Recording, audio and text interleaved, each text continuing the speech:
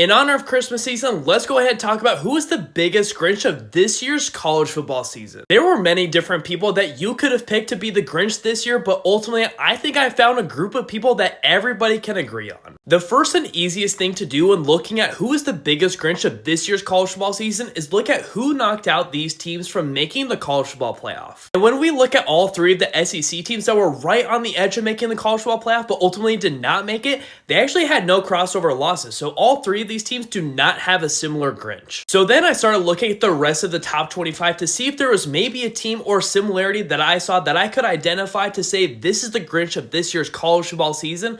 And then it hit me. The biggest Grinch of the 2024 season was not Penn State, it was not Oregon, it was not Georgia, Ohio State, or Texas.